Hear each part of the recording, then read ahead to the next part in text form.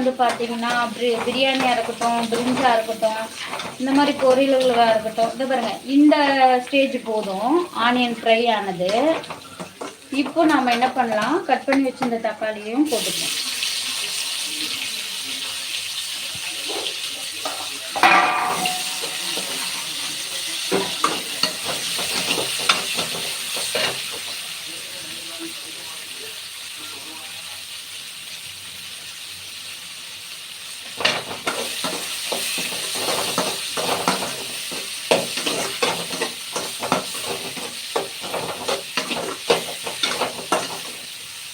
So onion போடும்போது கொஞ்சம் salt போட்டோம், அதே மாதிரி தக்காளிக்கும் கொஞ்சமாக சால்ட்டு போட்டோம்னா குயிக்காக வதங்கும்.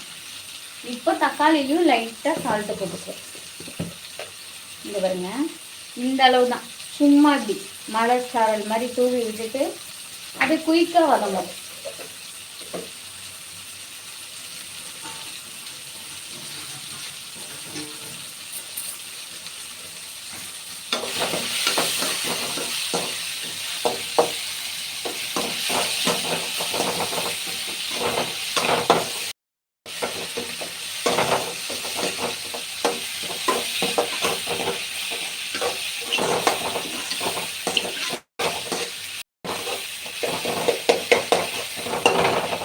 இந்த மாதிரி நல்லா நசுக்கி விட்டுக்கணும் தக்காளியை வந்து.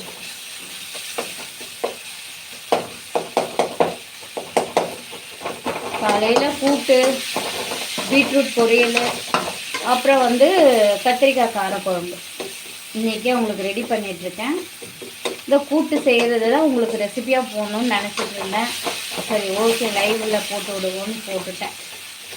யூஸ் இருக்கிறவங்க பார்த்துக்கோங்க. நிறைய பேர் என்னை விட நல்லா செய்வீங்க, என்னை விட நல்லா செய்கிற தாய்மார்கள் நிறைய பேர் இருக்காங்க. இது எனக்கு தெரிஞ்ச ரெசிபிங்க. இந்த ரெசிபி யாராவது பிடிச்சிருக்கோ ட்ரை பண்ணி பாருங்கள். இன்னும் நான் வந்து எனக்கு தெரிஞ்சதெல்லாம் நான் ஷேர் பண்ணுறேன். எனக்கு தெரிஞ்சதை நான் செய்கிறத ஷேர் பண்ணுறேன். பிடிச்சவங்க யூஸ் பண்ணிக்கோங்க. இப்போது தக்காளியும் வதங்கிடுச்சிங்களா, நாம் கட் பண்ணி வச்சுருக்க கீரையை போட்டுப்போம்.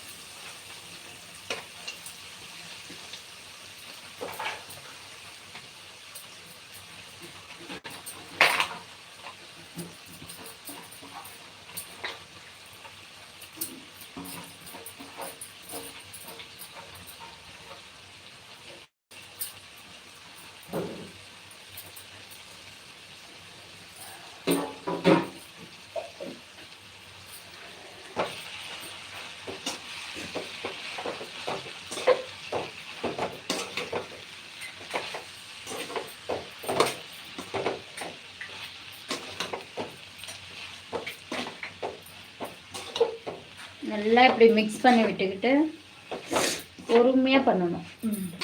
பொறுமையாக பண்ணணும். நல்லா ஹை ஃப்ளேமில் வச்சுக்கலாம்.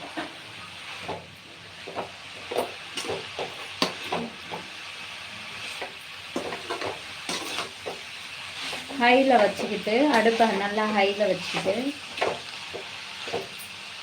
அப்போ தான் அது நல்லா சுருங்கும், வதங்கிடும். சீக்கிரமாக வந்து கீரை வந்து இதுவாகும், வேகும்.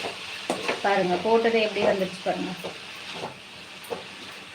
இது காலையில் செய்கிறதுக்கு கொஞ்சம் ஒரு 2 பேர் இருந்தீங்கனாலே ஒருத்தரே போதுமானது. சில பேருக்கு அது கொஞ்சம் குயிக்காக காலையில் பண்ண முடியல அப்படிங்கிறவங்க கீரையை நைட்டு கட் பண்ணி வச்சோம்னா ஒரு சிலது வந்து கருப்பாக ஆகிடும். ஆனால் மார்னிங்கே ஃப்ரெஷ்ஷாக நம்ம வந்து கட் பண்ணி ஒரு ஆனியன், ஒரு தக்காளி, அது நம்ம இதை கட் பண்ணிட்டு இருக்கும்போதே சிறுபருப்பு வந்து தேவையான அளவு வெங்காயம் பார்த்தீங்கன்னா ஒரு 50 கிராம் போதும். ஒரு கட்டு கீரைக்கு 50 கிராம் போதுங்க.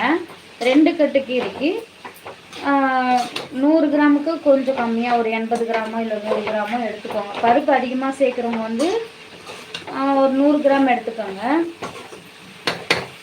இல்லைங்க நாங்கள் பருப்பு கம்மியாக சேர்த்துக்குவோம் அப்படின்றவங்க 80 கிராம் அளவு எடுத்துக்கோங்க. 100 கிராமுக்கு ஒரு 20 கிராம் கம்மியாக எடுத்துக்கோங்க.